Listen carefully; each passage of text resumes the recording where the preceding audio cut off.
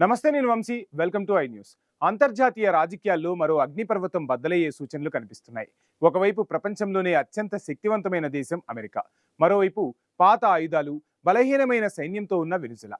ఈ రెండు దేశాల మధ్య ఉద్రిక్తతలు ఇప్పుడు అత్యంత ప్రమాదకర స్థాయికి చేరుకున్నాయి. అమెరికా వైపు నుంచి చిన్నపాటి సైనిక చర్య జరిగినా వెనకంజ వేయబోమని వెనుజులా అధ్యక్షుడు నికోలస్ మదరో స్పష్టం చేశారు. ఆధునిక ఆయుధాల ముందు తమ దగ్గర ఉన్న రష్యన్ పాత ట్యాంకులు, విమానాలు నిలబడలేవని తెలిసినా దేశ రక్షణ కోసం ప్రతి పౌరుడు గెరిల్లా యుద్ధానికి సిద్ధమవ్వాలని ఆయన పిలుపునిచ్చారు. ఇంతకీ వెనుజులా సిద్ధం చేసుకున్న దీర్ఘకాలిక ప్రతిఘటన వ్యూహం ఏమిటి? అమెరికా అధ్యక్షుడు ట్రంప్ ప్రకటనల వెనుక దాగి ఉన్న అసలు లక్ష్యమేంటో ఇప్పుడు చూద్దాం.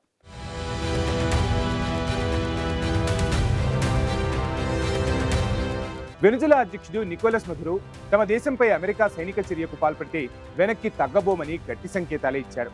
రాయిటర్స్ నివేదిక ప్రకారం వెనుజులా దీర్ఘకాలిక ప్రతిఘటన పేరుతో ఒక ప్రత్యేక వ్యూహాన్ని రూపొందించింది. ఈ వ్యూహం కింద దేశవ్యాప్తంగా 280కి పైగా చిన్న చిన్న సైనిక దళాలను మోహరించనున్నారు. ఈ దళాలు గెరిల్లా యుద్ధం అంటే చాపమారి దాడులు, విధ్వంసం వంటి పద్ధతుల్లో శత్రువును దీర్ఘకాలికంగా ఇరికించేందుకు ప్రయత్నిస్తాయి. శత్రువు దాడి చేస్తే దేశం మొత్తాన్ని అస్థిరంగా మార్చే మరో భయంకరమైన ప్రణాళికను కూడా వెనుజులా సిద్ధం చేసింది. అమెరికా దాడి చేసినట్లయితే వెనుజులా గూఢాచార సంస్థలు, ప్రభుత్వానికి మద్దతిచ్చే సాయుధ గ్రూపులు రాజధాని కారకస్ వీధుల్లో అరాచకాన్ని సృష్టిస్తాయి. తద్వారా బయటి శక్తులు దేశాన్ని నియంత్రించడం అసాధ్యంగా మారుతుందని ఆ వర్గాలు భావిస్తున్నాయి. దేశంలోని ప్రతి పౌరుడు మాతృభూమి రక్షణకు సిద్ధంగా ఉండాలని మదరో పిలుపునివ్వడం, దాదాపు 8 మిలియన్లు సిద్ధం చేస్తున్నట్లు ప్రకటించడం వెనుజులా ధీమాకు నిదర్శనం. వాస్తవానికి వెనుజులా సైన్యం పరిస్థితి అత్యంత దయనీయంగా ఉంది. సైనికులకు జీతాలు చాలా తక్కువగా ఉండడంతో వారు కనీసం తిండి కోసం కూడా స్థానిక రైతులతో బేరసారాలు ఆడాల్సిన పరిస్థితి. సైన్యం వద్ద ఉన్న ఆయుధాలు కూడా ఎక్కువగా పాత రష్యన్ ట్యాంకులు, హెలికాప్టర్లు, సుఖోయ్ ఫైటర్ జెట్లే. ఇవి అమెరికా ఆధునిక B-2 బాంబర్ల ముందు ఏమాత్రమూ నిలవలేవు.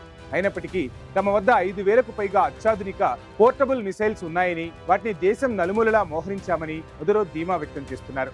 అమెరికా అధ్యక్షుడు డొనాల్డ్ ట్రంప్ గతంలో కరీబియన్లో ఆపరేషన్ ఇంకా ముగియలేదని, తదుపరి లక్ష్యం నేలపై ఉండొచ్చని చేసిన ప్రకటనలు కారకస్ ను కలవరపెడుతున్నాయి. అప్పటి నుంచి కరీబియన్ ప్రాంతంలో పెరుగుతున్న అమెరికా సైనిక మోహరింపు మదురలో భయాన్ని మరింత పెంచింది. తనను అధికారం నుంచి దించడానికి అమెరికా ప్రయత్నిస్తుందని ఆయన బలంగా నమ్ముతున్నారు. ఈ బలహీనత, ఆయుధాల కొరత ఉన్న రాజధానిని అల్లకల్లోలం చేసి గెరిల్లా పోరాటం ద్వారా దీర్ఘకాలికంగా ప్రతిఘటించడమే వెనుజులా ఏకైక చివరి వ్యూహంగా కనిపిస్తున్న పరిస్థితి.